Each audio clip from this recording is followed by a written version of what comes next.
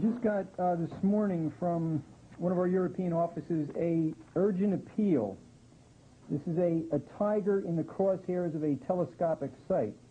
It's an urgent appeal from the World Wildlife Fund saying this is probably the most urgent appeal that they've ever launched. And they point out the fact that a number of species face extinction. Now that latter point is true. And it's true because they directly, and in some cases Prince Philip personally, killed these animal species. The WWF, at its founding in 1961, took under its wing, in particular, the African elephant, the African rhino, the Indian rhino, the panda, and a few others. Now, the African elephant was had a population of about 3 million when the World Wildlife Fund was founded. Today, it's several hundred thousand. The African rhino had a population of 100,000. Today, it is virtually extinct in the wild. The panda, as Prince Philip said in 1990, is almost certainly doomed, although they're trying to take over vast areas of China to try and put forward panda parks to allegedly save this thing, and so forth and so on. Prince Philip, a couple of months before the WWF was founded in 1961, went on a hunt, a tiger hunt, in northern India and slaughtered a bunch of tigers. Now, of course, the tiger is precisely what they're saying is going extinct. The Indian tiger is going extinct now. Now, there's a total uproar around the world about Prince Philip killing all these tigers. So, as he continued on his travels, he put a bandage on his trigger finger. And he participated in another hunt, but with this big bandage there, so I can't possibly shoot anything. Now, he and Queen Elizabeth with her home camera whirring away, mounted, as part of a broader party, 300 elephants, and they went out to kill more tigers and other species. Now, Prince Philip, as the elephants started closing in on various kinds of game, a extremely rare Indian rhinoceros, of which there were only 250 in the whole world at that time, came within the circle of elephants.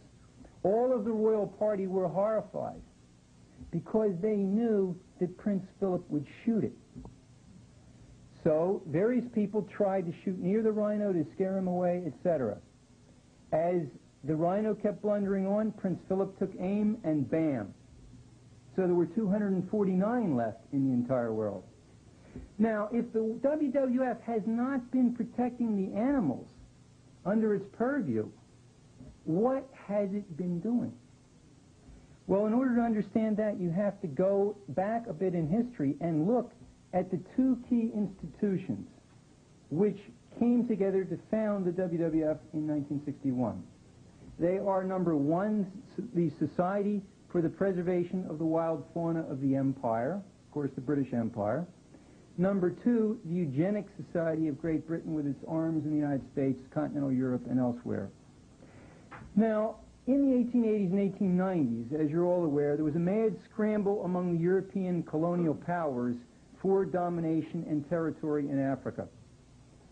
By 1900, a convention was pulled together in London under the auspices of the British Empire to basically set up a series of areas where the native populations who had been conquered would not be allowed in as part of the population control programs of the empire at that time. In 1903, to formalize and to carry this work further, the Society for the Preservation of the Wild Fauna of the Empire was established. The people who established it were the leading lights, the legend of British imperial history. Lords Milner, Curzon, Minto, Cromer, Grey, the great imperial proconsuls of the New Rome. They put this operation together, and throughout the decades, what they sponsored most in particular, their key job was to found national parks, beginning in Africa but then expanding all over the world. In 1933, and again in 1938, the fauna, as it was called by its oligarchical members, pulled together conferences to set up international parks. Now, I give you a certain sense of what Africa looks like in its modern form today, and without the work of the fauna continued by the WWF, it is absolutely impossible to understand modern African history, nor, for that matter, increasingly the history of the rest of the globe. Could we have the first slide, please? This is Africa. The dark splotches are the so-called protected areas. In general, if you're an African and you go into a protected area, you will either be shot and killed, or if you're taken captive, you will be subject to disciplinary measures, including confiscation of your goods, your home, thrown in prison, etc. The percentage of the African continent now taken up in these protected areas is nominally 8.2%, according to the International Union for the Conservation of Nature, which is one of the WWF co-thinker groups. In reality, it's much higher than that. So the idea, as with the enclosures in the Highlands in Scotland in the 17th and 18th centuries, was to set up broad areas of the countries where the subject population was not allowed to go, the better for imperial control. Now, the WWF manages and in fact runs the game parks in 5 of these African countries directly under its own name. That is, the countries themselves do not run anywhere from 8 to 40% of their national territory. It is run by a supranational body, the WWF. In 5 countries, that's directly the case. In about another dozen more, it's indirectly the case. And in some sense, through training of their disciples as game wardens, it's the case in virtually every single African country. So that's one. That's the first institution which helped found the WWF, is the Society for the Preservation of the Wild Fauna of the Empire. The second, which is much more crucial ideologically, is the Eugenics Society. Eugenics means racial purity, race science. The thesis is that certain kinds of skin colors bespeak a moral and racial superiority to other kinds of allegedly inferior skin colors. Now, this was put together beginning around the 1860s and 1870s by a series of people, including Darwin, including T.H. Huxley, so-called Darwin's bulldog. Using the work of Thomas Malthus, they cooked up a theory to the survival of the fittest. And whoever survived, they said, naturally was the most fit to survive. But they said that, therefore, since the British Empire was ruling the globe, clearly the British, and adding a few Americans in perhaps of their type, this was the most superior racial group which existed. And you will see throughout the work of the WWF, the founding of the WWF and through until today, an intermarried tribe of people, the Darwin-Huxley grouping, using this work of Malthus, which in fact goes back to Venice in the way that Webster had identified, a small amount of land and too much population spreading and spreading and spreading. Well, what's the basis under which we're going to deal with this problem? Well, we cull the human herd. On what basis do we know how and who to cull? That's the science of eugenics.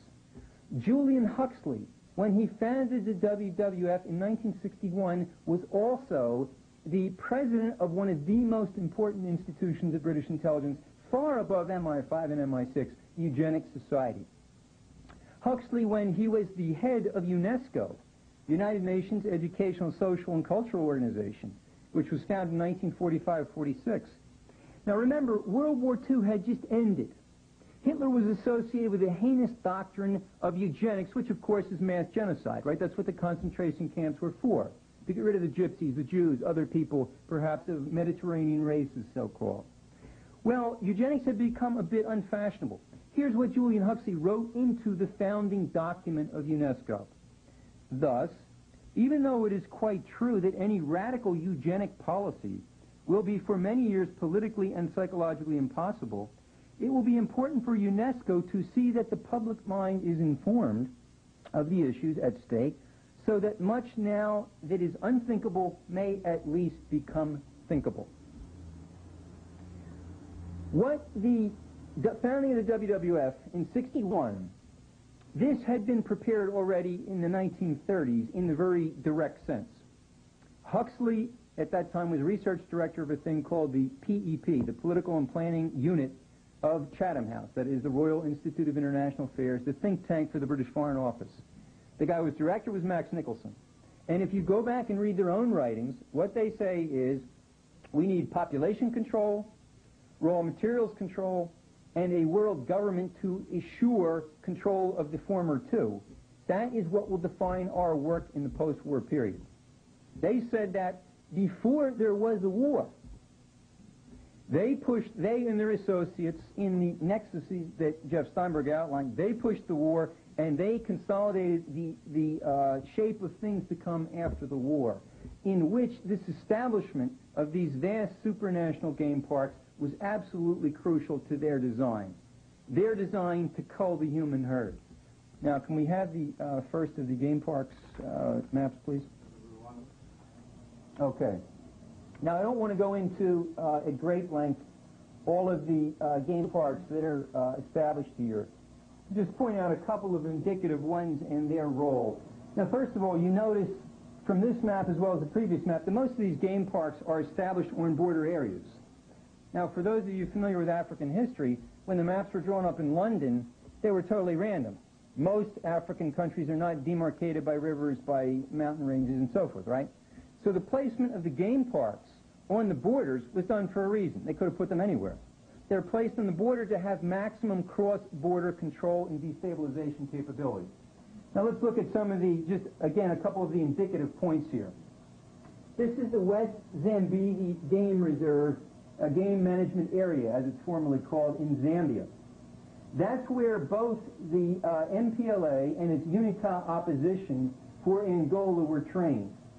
The ANC was trained down here, as was also SWAPO, right, in number 2, is just below the west, actually contiguous as part of the Zambezi Game Reserve, although called by a different name. SWAPO was trained there. Here in the Etosha Game Reserve in Namibia were trained the assassins who conduct the third force black-on-black violence in South Africa. And I think most people are aware of how that works. Inkatha allegedly goes and slaughters some people of the ANC. The ANC return the slaughter, and away you go. In reality, most of this and the continuing perpetuation of it is not done by Inkatha and ANC. It's done by a so-called third force. And the third force has been trained here at Etosha, here in KwaZulu, and here on the border of Mozambique in another game reserve. The Kruger National Park, 20,000 square kilometers, larger than the state of Massachusetts in the United States. This is Renamo's headquarters for the savage civil war which is going on in Mozambique. Now, how do these things work? The gangs, as the British call them, and the pseudo-gangs are both financed and orchestrated by British intelligence. Now, this does not say that there are not people striving the best they know for freedom, for national sovereignty, and so forth within the vehicles that they find available to them. Of course. That's the essence of the national tragedy that you see unfold in African nation after African nation. If you look at the post-war period, the great dreams of 1961, the late 50s and the early 60s, for true sovereignty, true independence at last, were perverted and destroyed precisely through these measures. The establishment of the game preserves, and then the running of mass assassination, terror, and gangs and pseudo-gangs out of those reserves. And you see the results, right? You see the results in Mozambique, which has barely reached a precarious kind of a peace in the recent election, but with how many hundreds of thousands slaughtered, how many tens of billions of dollars of damage, a minimum of 500,000 people killed in Angola, minimum, probably much more than that, a minimum recorded $40 billion in damage, a minimum 10,000 people slaughtered, black Africans slaughtered, simply since Nelson Mandela was released in 1990, and so on and so forth as it goes, right? Zambia was the staging area. You see the percentage of Zambia taken up by national parks. Virtually all of the gangs and pseudo-gangs of modern African history came out of Zambia. Similarly, for other parts of it, Tanzania also had a major role in this thing. You will notice, in the case of Tanzania, you'll notice that this is actually very deceptive. 40% of the entire territory of the nation of Tanzania is not under Tanzanian national control. It's under WWF control. Okay, I think that's sufficient for that. Could we have the next map, please? Okay, here we're looking at, this is basically Eastern Africa. I don't want to spend a lot of time here. Let me just point out one crucial point. This is the Kidebo Valley National Park in northern Uganda. What you see here, this is contiguous to Sudan, of course, right? This is where the SPLA rebels are based. Tony Rowland announced himself as a commander of the SPLA in a radio interview in 1993. Tony Rowland, of course, financed UNITA on the one side and the NPLA on the other side, financed Frelimo on one side and financed Renamo on the other side, financed the Afrikaner government on the one hand, financed the ANC on the other hand, financed the Smith white minority regime in Rhodesia on the one hand, financed ZAPU and ZANU on the other hand. What Roland did, and Roland's company was put together through the personal fortune of the Crown. The company was never anything but that, right? What Ronro did is what all of these groups, ICI, Unilever, Royal Dutch Shell, you name them, that is what they do. That is documented. That is a matter of fact. I think we'll look at some of these other things. Again, these are other areas, which a massive train. This is the famous Serengeti National Park, right, in northern Tanzania. The Ngorongoro crater area. Again, massive guerrilla training of all sorts there. Red Chinese in the past, Russian, various of the South African, the ANC had people trained there, the PAC in particular had people trained there, so forth and so on as it goes. You remember the famous movie, some of you, The Serengeti Shall Not Die, the famous movie of the 1950s? That was the propaganda piece to establish this gigantic border of, cross-border territory for a staging ground for guerrilla activities. It's been proven, by the way, since all of the native peoples who used to be living in the Serengeti, in particular the Maasai tribesmen, have been driven out. It's been proven without any question that since there's no people in the park and no poachers have been caught in 3 years, the reason why the rhinos and the elephants are being slaughtered in the park is because the WWF paid game guards are killing them. With the WWF, of course, well aware of this. This, I think, kind of really brings the picture home.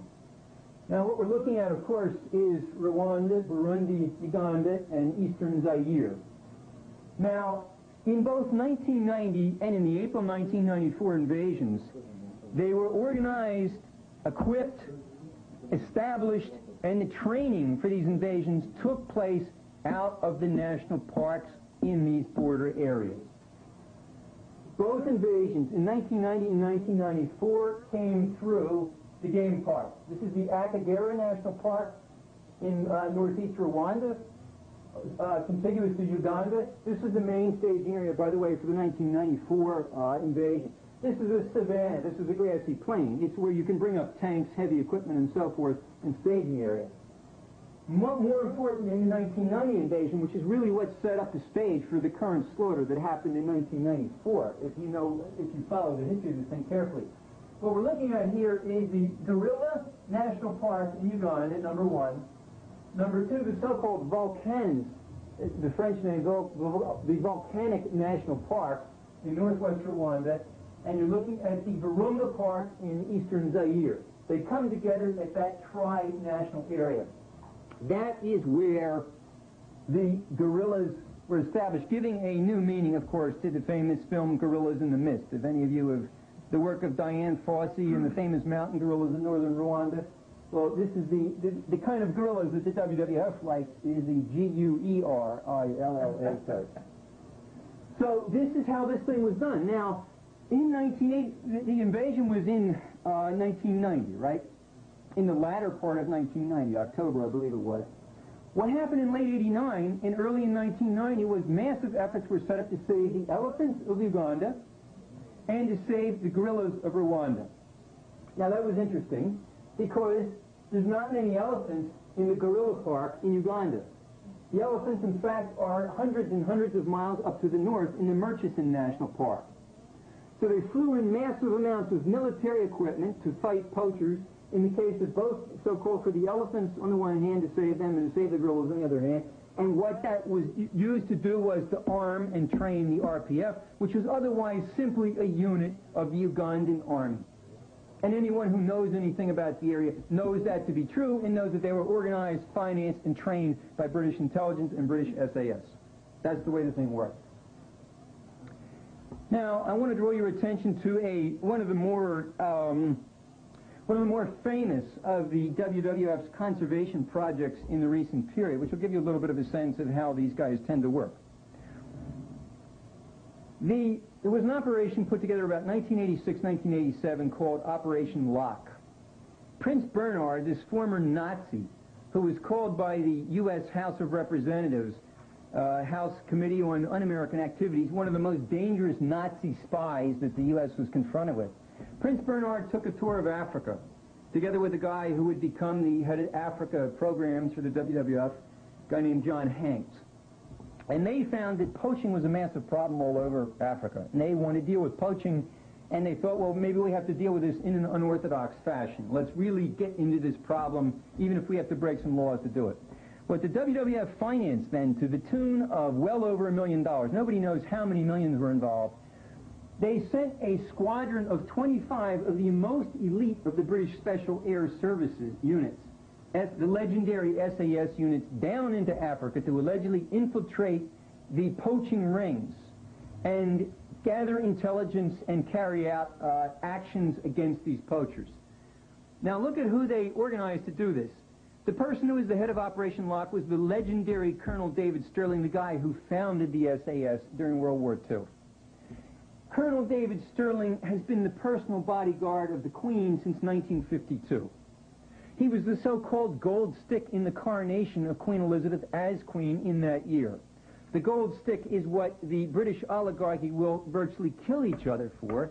That is the person who's entrusted with the safety of the personal body of the crown, of the monarch, right? That was Sterling. Sterling chose as his chief operations officer, many of you remember perhaps the Kurdish, what was it, I guess the Kurdish assault on the Iranian embassy in London some years ago, where you had the legendary, the man on the balcony, right, the guy with the hooded mask, right, who was standing there with a machine gun ready to break in and take the embassy back. That was Colonel Crook, who was the head of one of the two SAS regiments, the most highly decorated figure in the Falkland Islands fighting, and the man scheduled to take over the #1 unit, 22 SAS, which was the prime elite fighting unit of the entire British Empire. But no, he doesn't take up that position. And the man who founded the SAS, these two get together, they take 25 hand-picked veterans, including the most decorated Falklands people, the most decorated Northern Ireland SAS veterans, and they send them down into South Africa. So what'd they do? Well, they trained game guards. That's mostly what they did. They also flew a helicopter in Zimbabwe. This helicopter killed hundreds of people. Of the 380 people killed or wounded or who were, in some cases, escaped, they only found 100 guns. So most of the people who were slaughtered, most of the human beings who were slaughtered from the WWF paid for and WWF run helicopter gunships in Zimbabwe were unarmed. Some of the rest of them were members of the military wing of the ANC. Some of the rest of them were opponents of Robert Mugabe, who spoke out against the IMF program, which was crushing Zimbabwe's economy at that point. So that's one thing they did. They slaughtered the so-called poachers. The last living rhino herd in the wild, 700 rhinos, was destroyed by the WWF. It was slaughtered when they paid for it, and the ones that weren't slaughtered were drugged and were sent off to game farms in Australia, the United States, and elsewhere among Prince Philip's cronies in the 1001 Club. That's why there's no rhinos left in the wild to speak of, because Prince Philip and his gang killed them all. But let's go back to this question of training the game guards, the park rangers, right? And anybody knows how the Mau Mau thing was run in Kenya has a sense of this. The whole Mau Mau operation was run in order to commit genocide against the Kikuyu tribe, because it's a majority tribe, and whenever you have a majority tribe at independence coming into power, you have the possibility of stability and sovereignty. Why? Because they're the majority. The British policy, as anyone, again, who knows Africa history is quite aware, is to put a minority in power, a minority tribe, and to keep them always at war amongst each other. So out of the parks, and using the game wardens of the parks, the British cooked up, largely, the so-called Mau Mau insurgency, and then slaughtered tens of thousands of Kenyans, mostly Kikuyu, but others as well, to set the conditions for the kind of government they wanted in Kenya in the post-war period. So what were they doing down here? What were they doing in Africa, in southern Africa, in 1988, 1989, 1990, and still to today? Training the game guards. Well, some of the game guards, I pointed out Etosha Park in Namibia. Those game guards, which they were formerly called the Kerfoot Unit, that is, it's Afrikaans, an Afrikaans term, the Crowbar Squad, were notorious for their butchery and their savagery. They were black units, right, used against SWAPO in the Namibian Liberation War. Now, this is not to choose sides or anything like that, because the British play all sides against the middle, but that's who they were, the Kerfoot units, on the side of the minority government at that point. Now, these Kerfoot units were retrained in 88, in 89, and in 90, there in Etosha National Park, by WWF people, by Sterling's people, by Colonel Crook and others, the aptly named Colonel Crook, I might add.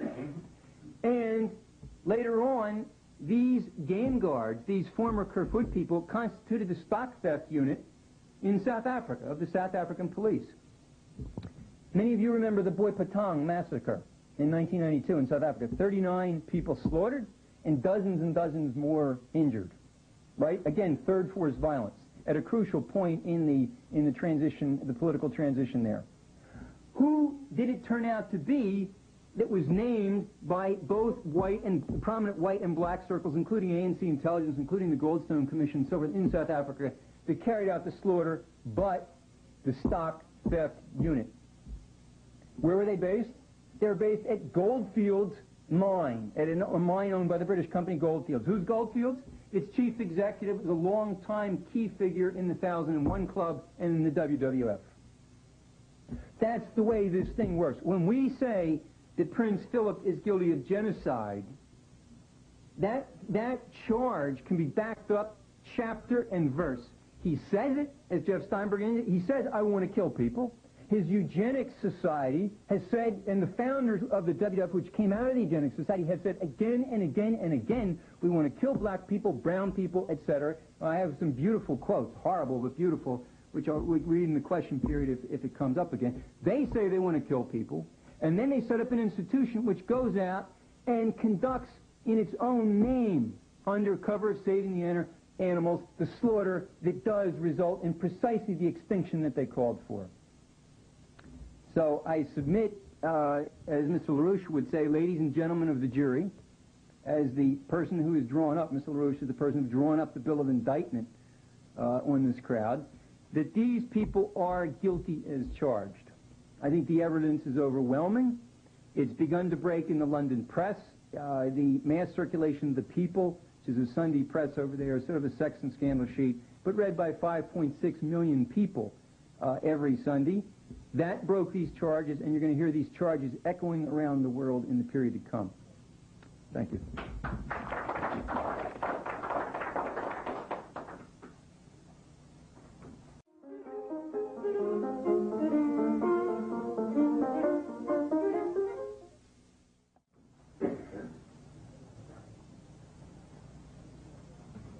To conclude, which is my task here, it's important to note that this is a plan of action, a group of people, a concert of action, of which are carrying out a policy of genocide, which no nation is exempt in any part of the world. And in our package, we have gone through that at least to identify. I can inform you that we are now working on more elaborated, detailed documentation of this case of the WWF and Royal Crown policy of genocide, for example, against the nation of China, against other parts of the world. Tonight, or this afternoon, we're going to finish with the case of the Americas, because there's a very specific idea and concept that jumps out of you that's inescapable when you look at this policy in the Americas, and that is the concept that these people have of people as animals. And you see it in the name and the face of indigenism, which is now tearing apart, in particular, Ibero-America and Canada, in armed insurgencies such as Shining Path and the Zapatistas in Chiapas. And these people who view man as animals are using the indigenous movement today as the principal means to cull the human flock as a whole, and you can see this in the case of the Americas. But let's go straight to the maps. Now, I just want to note a few things generally, not all the things that we've even noted. If you look at the total amount of protected area, as we have calculated it thus far, it's 13.2% of the total area of South America. I would submit to you that this is vastly underestimated. Now, since we've begun this work, and I do recommend that people work through the documentation, familiarize themselves with the maps, learn the categories that these people use, because you as you go back to your nations, will be able to refine this picture we've developed. For example, in the case of Argentina, we used, as we did for most of the areas, the International Union for the Conservation of Nature statistics. These are very low in most cases, and they vary. Some countries are more accurate than others. In the case of Argentina, the figures that we have discovered since we produced this is that 36% of the country is a so-called protected area. So I submit that you will find that these figures are going to change as we get more refined national-based statistics. Second of all, what do you notice about the area? If you know anything about the South American drug production, centered in the Amazon region, in the Amazon basin, note the density of parks in that area. Look particularly at point number 4, all right? That's in Peru. Now, that is a reserved area, an ecological reserved area in the Huallaga Valley. That is the heart of the coca-producing region in Peru. Peru being one of the 2 largest producers of coca, which, as you know, is used for cocaine in the world. As in Africa, you see the cross-border case. Right? Many of these are concentrated on the borders. For today's purpose, look at number 1. Now, what you're looking at there is the indigenous reserve of the Yanomami Park. It's an area, it's divided in 2. One side is Brazilian, and that's strictly called the Yanomami Park, and the other side in Venezuela is called the Alto Orinoco Biosphere Reserve, run by UNESCO of Mr. Huxley's fame.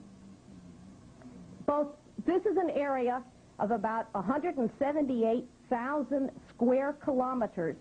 In other words, something short, just shy of the territory of the state of Uruguay, that has been was created in 1991, I might add, by 2 presidents who were driven from power on charges of corruption, Carlos Andrés Pérez and Color de Melo. They're no longer around. And the creators of the Yanomami parks are a little worried because they don't have the instrument at hand to actually put through their program that they want.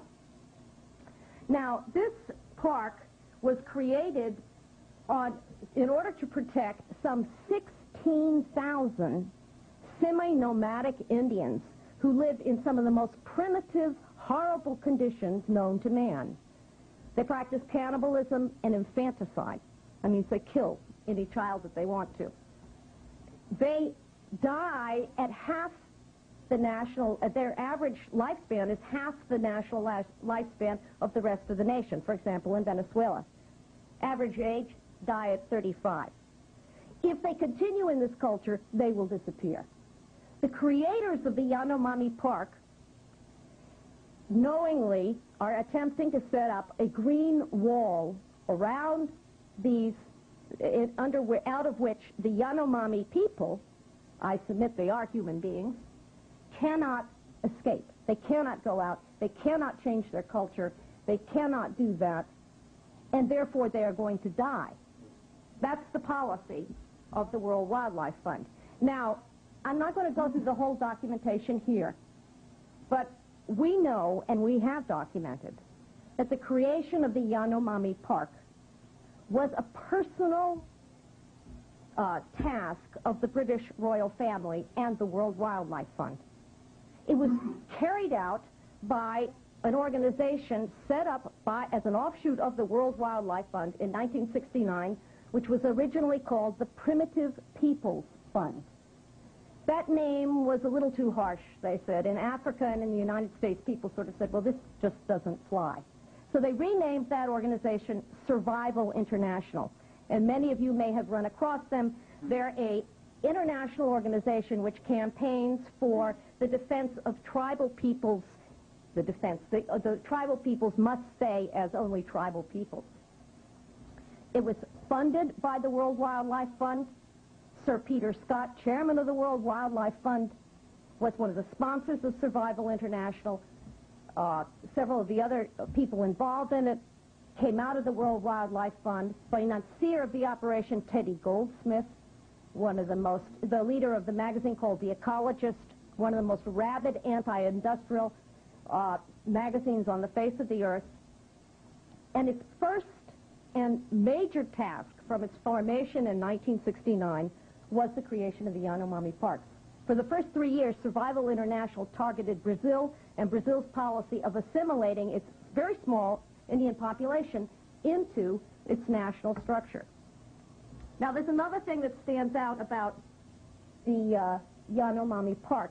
When looking at this, we discovered that the International Union for the Conservation of Nature has 8 categories that they recognize with different kinds of protected areas. You can have national forests, you can have parks where people cannot go in, you can have parks for ecology, you can have parks for tourism, various different categories of protection. Category number 7 of the IUCN is quote-unquote an anthropological reserve. Now on this map, you can't tell the difference between what's an animal reserve, a nature reserve, and a people's reserve, because they have no distinction. But all I can tell you is that in Colombia, this is very advanced. They have 250 Indian reserves, Category 7, IUCN. And Brazil has 253 already demarcated and is going towards 514 Indian reserves, anthropological zoos. Okay, now what do they do with the Indians that they protect? Look at number 5. That's in Peru. That's a park called the Apurimac Reserve. It's an ecological reserve located between 2 rivers and near the Eni River. The park rangers for the Apurimac Reserve was Shining Path, Sendero Luminoso. When the Peruvian army finally fought its way in to the area, they found 1,200 bodies of Ashinanka Indians buried in mass graves, 300 mass graves, that they had operated in there. There are 5,000 missing of these Indians. No one knows what has happened to them.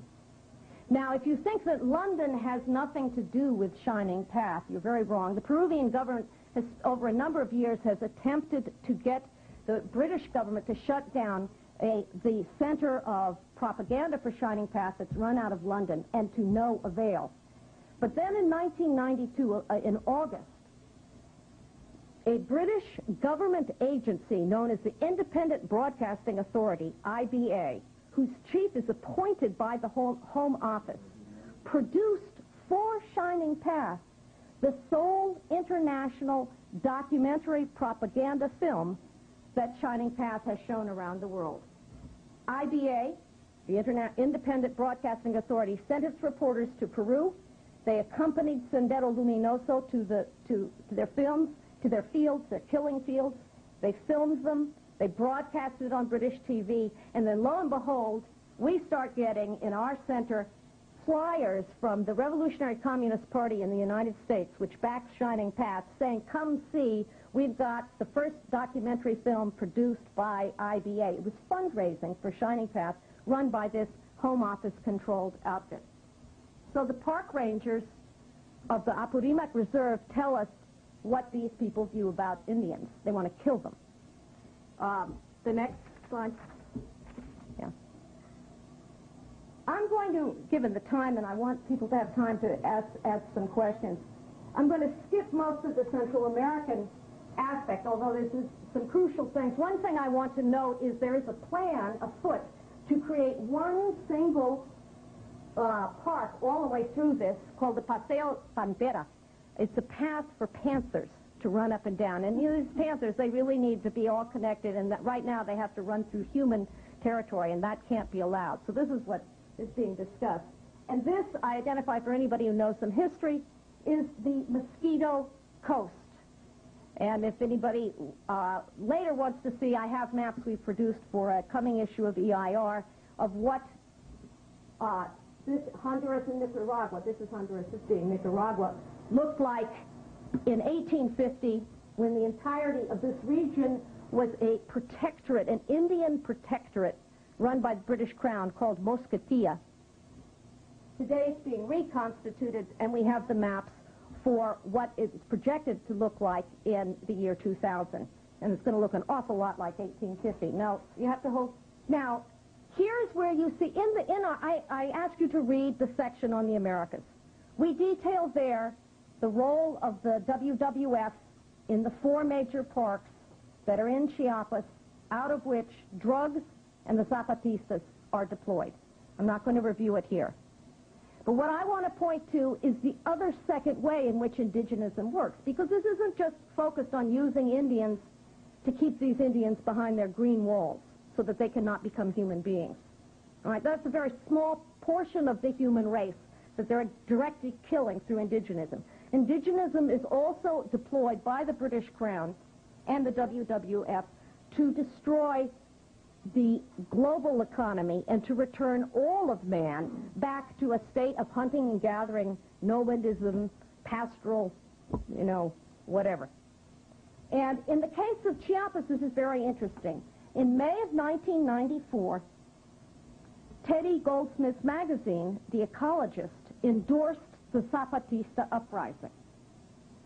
And he endorsed it on the basis that most people think, if you think about what the media said, what has the media said? That the Zapatista Indians, the EZLN, are an uprising because they've been left in backwardness and that, an unfair treatment.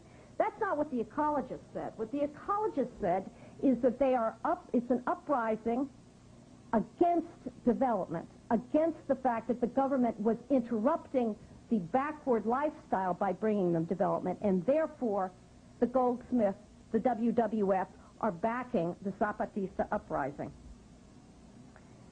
We have in production now something you'll find interesting, a map we found in one of the WWF Atlas of the World, which is a map called Indigenous Peoples Under Threat. It matches rhinos under threat, elephants under threat, indigenous peoples under threat. One more animal. Listed on that map are the Mayans in the Lancadon jungle. That's Chiapas, for those that don't know. That's the Zapatista uprising. That's one of the indigenous peoples under threat that the WWF is working on. I suggest one of the things also that people can begin to do is play with these maps. When you find the map of your country, look at it, you know your country. For example, Mexicans have been very interested when you map the density of ecological zones and protected areas on Mexico's oil production region. You find a very interesting story. It's the heart of Mexico's oil production region. Next. Now we want to go to North America. And I want to conclude with this, but I specifically emphasize this because too many people tend to think that this is directed only against the developing sector, that this is a strategy of which the United States and the northern nations are exempt. And I think as you examine that map, you'll see that that is not the case. In the case of Canada, I don't know if you can see, it says the number 3, the striped area, all. Can you see it on the north? The striped area on the north. Now, you may, in your mind, think that's Canada. In the Queen of England's mind, that's a new nation called Nunavut, which you may not have known about before. I didn't until we began this. Created in 1993. By 1999, that is to be an independent nation of that much of Canada. And it is a nation created for the Inuit Indians. This is the autonomous separatist geopolitical strategy moving into action. The other stripe in the other direction, number 2, is what the Cree Indians are claiming of Quebec, and it's 2/3 of Quebec. So in Canada, you see the face of the same thing that we saw in Central and South America, the beginning of the division of these nations, the split up of these nations through so-called indigenism. Now then we go to the United States, that many people think as a great power, right, exempt from this. And I submit to you that if you look at the degree of areas under control, it tells a story that most Americans have to understand and other people have to understand as well. Here are your the dark areas are your straight protected areas, the categories that I mentioned before. Your Bureau of Land Management lines, which are the lighter brown, technically do not have to be absolutely protected. There's some human activity allowed on these lands still. However, that is rapidly being changed, particularly under the direction of the Interior Secretary. Bruce Babbitt, a member, was to be chairman of the Inter-American Dialogue before he went into the the Clinton administration, now involved in a scandal in Houston with Margaret Thatcher's son. He's been one of the prime British agents within the administration that has been turning this huge area of land, largely into the West, through ecological regulations, into an area in which mankind cannot move. Human activity is not allowed. And if you look at this, what you see then is the entire western part of the United States, and look at Alaska, the similar picture, being kept out of development, being kept for beginning the balkanization of the country. And I think the last slide. This, what we're looking towards, if this is not stopped, is this thing. This is a project published in 1981, a book called The 9 Nations of America, to balkanize, divide up the North America as a whole. The islands, this is Mesoamerica. Cascadia, or Ecotopia, is given to the number 2. Number 1, look at that, is called the Empty Corridor, and isn't that exactly what we just saw in the maps before? New England, I guess they're going to just go back to slave trading. That's what's left for them, etc. And so what you have here is a operational plan of which no nation, and particularly not the United States, is exempt, being carried out by this group of people who are committed to eradicating the nation-state itself as an existence on this planet and reducing man to species, 5,000 different species, each with a different culture, living in the most horrible, primitive backwardness one can imagine. And I submit we should have questions.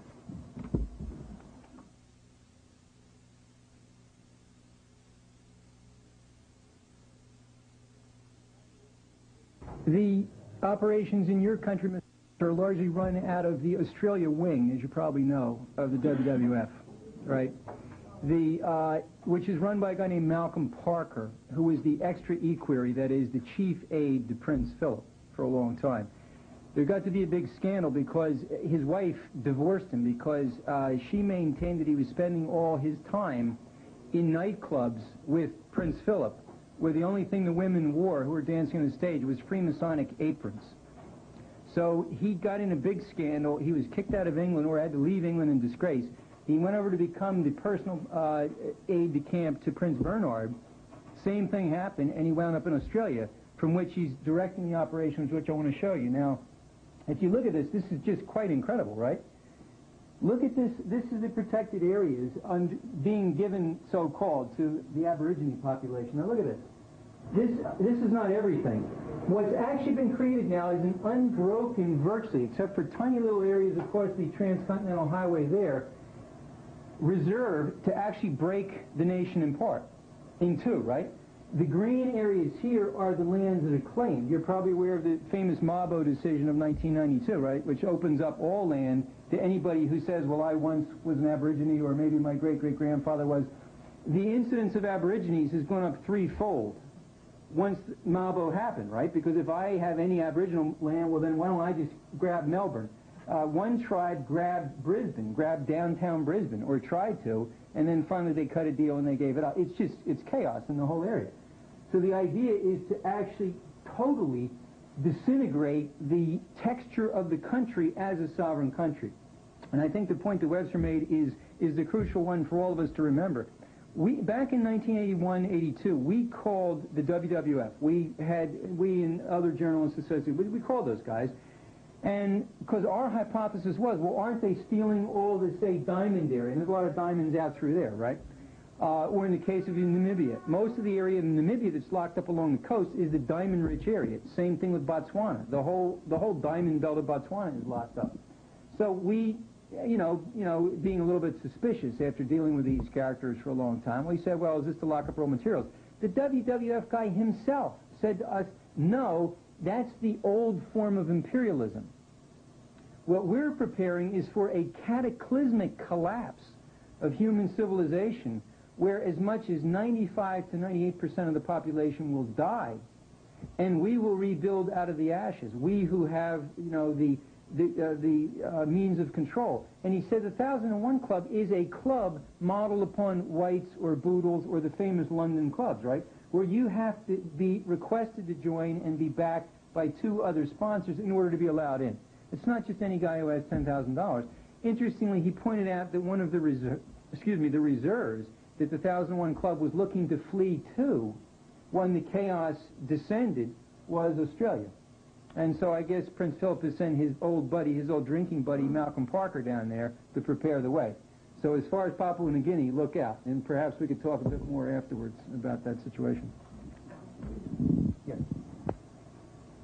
I think there's another dimension to this as well. Remember, constantly keep in mind that the overarching policy commitment of the WWF apparatus is to, over the next 2 to 3 generations, drive the population of the world to well below 1 billion people. It's at over 5 billion people right now, so that gives you a rough idea of what their general demographic concepts are. And in their literature, they've been very explicit about the kinds of things that they wish to do to make this possible. Bertrand Russell, who was one of the architects of this genocidal outlook, lamented the fact that the existing levels of disease, pestilence, famine, and warfare that were going on towards the closing years of his life, which was the 1960s, was insufficient to accomplish this task. And so he said some extremely distasteful measures are going to have to be taken up in order to reach these kinds of objectives. Now, one of the sine qua nons of the entire WWF agenda is the complete and total elimination of any form of economic development. Teddy Goldsmith, who's the older brother and the philosophical mentor of Sir Jimmy Goldsmith, who's probably the more well-known of the two, has written a number of books which he was criticized for by some of the WWF people because he was letting a bit too many of the secrets out on the table. He wrote a book in 1966 called Blueprint for Survival, in which he advocated the most radical population control policies that have been denounced all over the world that have been carried out by the Chinese government and others, namely forced sterilization, literally infanticide, and measures like this to reach the intended population goals. He proposed in 1966 a permanent global ban on all migration, so that wherever you are in the world, you're stuck there.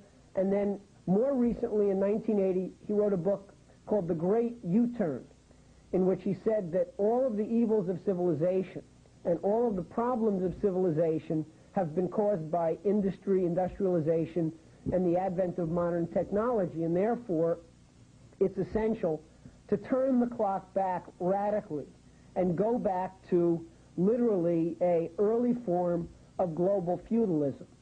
WWF carefully studies the maps of every region that they've targeted, and in their minds, the first target that must be destroyed is any potential project that would represent economic development that would improve the material, cultural standards of living of the population living in that area. And as Gretchen said, the advanced sector is by no means excluded from this. In Europe, the WWF spokesmen have recently been completely explicit about the fact that they intend to destroy every proposed plan for the economic reintegration of East and West Europe. They have set up parks for life, which are specifically earmarked to be choke points against every major proposed high-speed rail line and other infrastructure project that would fundamentally end the Cold War period by reintegrating Eastern and Western Europe, which creates the potential for the economic development of all of Eurasia. In Mexico, in Africa, in every part of the world where there are oil reserves, those areas are targeted for shutdown because these people are evil, they're insane, but they're not stupid. They know that the key to population density, the capacity for a society to increase its population by advancing its levels of public health, culture, education, and technology is the energy throughput. And they know that there is far from a shortage of oil. They control certain global strategic raw material preserves, oil preserves, and they target certain new potential expanded oil reserves. They've decimated any prospect of nuclear energy as a viable future source of energy for this planet. And they do all of these things not to make a buck, although they always bear in mind that replenishing their coffers is an aspect always of their geopolitics. Their goal is to make sure that they prevent any kind of expansion of energy availability, which is the crucial factor in being able to bring development rapidly to parts of the world that they've prevented from that. So they've got a world map, and any region which is an area that could rapidly produce and bring to market vast amounts of oil, particularly as a transition into a post-petroleum nuclear technology era, is going to be a priority strategic target because it's the antithesis of the mass murder that they're out to accomplish.